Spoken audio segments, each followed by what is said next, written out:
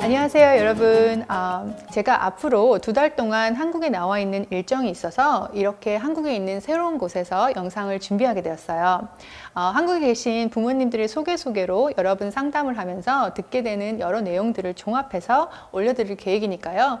혹시라도 이 영상을 보시는 한국에 계시는 부모님들 중 궁금하신 내용의 토픽을 댓글로 보내주시면 영상을 마련해서 올려볼게요. 자, 그러면 오늘은요, 이제 막 Early Decision 2 대학 입학 결과들이 나오면서 많이들 궁금해 하시는 내용 중에 Early Decision 1이던 Early Decision 2이던 Early Decision에 합격을 했을 경우 어떤 이유에서든 생각을 바꿔서 그 대학에 안 가도 되는지 여쭤보시는 분들이 계셔서 오늘 영상을 준비했어요. 지난 영상들 중 제가 Early Decision에 대해서 말씀드렸죠. Early Decision 1이던 2이던 Early Decision은 바인딩인 거죠.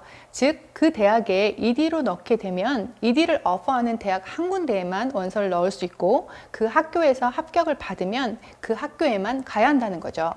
근데 혹시라도 내가 예상하지 못했던 여러 가지 이유로 그 ED로 원서를 넣은 학교를 안 가고 싶어진다면 그게 가능할까요?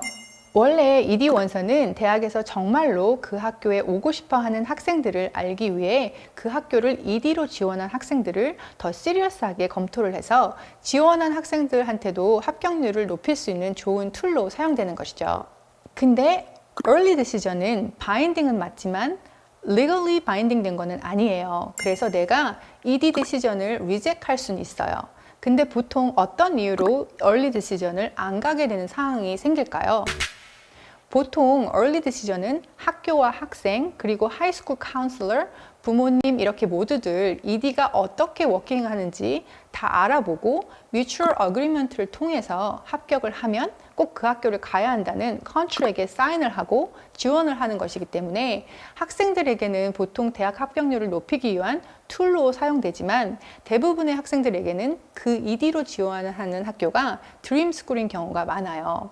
합격하면 다른 학교를 안 가고 그 ED로 지원한 학교를 가야 한다면 무척 가고 싶은 학교 중에 하나여야겠죠. 보통 IB나 탑 컬리지들 중에 많기 때문에 합격만 한다면 거의 드롭아웃 하지 않을 찬스가 많겠죠. 근데 왜 드롭을 하게 되냐면요. 보통 파이낸셜 리즌 때문에 그래요.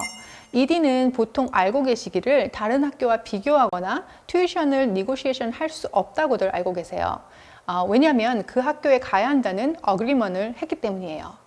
근데 ED도 대학에서 본인들이 튜이션이 부담스러워서 못 가겠다라고 하면 니고시에이션을 하시면 대부분의 ED 학교에서는 그 파이낸셜 시츄에이션을 도와주려고 하는 경향이 있어요. 물론 내고를 거부하는 경우도 있지만 그렇다고 해서 다시 불합격시키지는 않아요.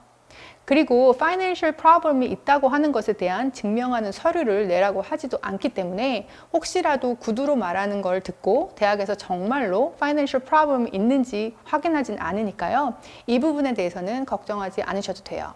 보통 대학에서 이런 이유인 경우엔 스칼러십이나 재정 보조 프로그램을 오퍼하기도 해서 정말로 드롭아웃 하고 싶은 이유가 파이낸셜 리즌이라면 생각보다 대학에서 많이들 도와주려고 할 거예요.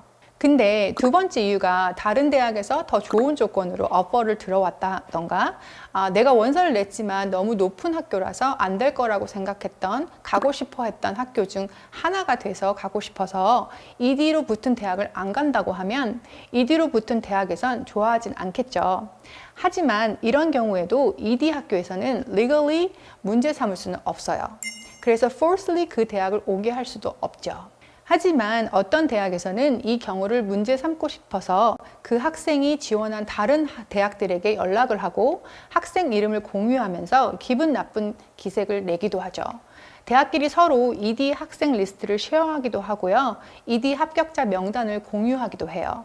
그래서 이런 경우는 대학에다가 솔직하게 어떤 상황이라는 뜻을 밝히고 내가 왜 이 대학을 가는 거에 대해 다시 생각하게 됐는지를 솔직하게 말하고 방법적으로 내가 어떻게 해야 하는지 상의하는 게 더 좋은 어프로치가 될 것 같아요. 저희 학생 중 한 명이 다트마우스 대학에 ED로 붙었는데요. 의대 디렉트 프로그램에도 들어가게 된 거죠. 경쟁력이 세서 안 될 줄 알았는데 그리로 가고 싶은데 ED로 붙은 대학에다가 어떻게 얘기해야 할지 고민을 하던 학생이 있었어요. 의대 디렉트 프로그램은 그 학교 자체는 달트마우스의 대학에 비해서는 현저하게 낮은 학교지만 그 디렉트 의대는 워낙 좋아서 본인이 의사가 되고 싶고 해서 달트마우스 대학의 ED로 지원한 합격증을 취소하고 싶어진 거죠.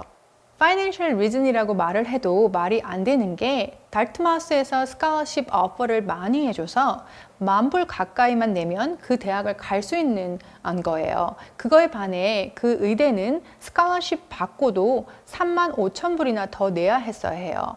이런 경우에는 둘 다 대학에 연락해서 어떻게 도와줄 수 있는지 상황을 설명하고 각각의 대학에서 오퍼하는 내용들을 들어보는 게 사실 가장 현명한 방법인 것 같아요.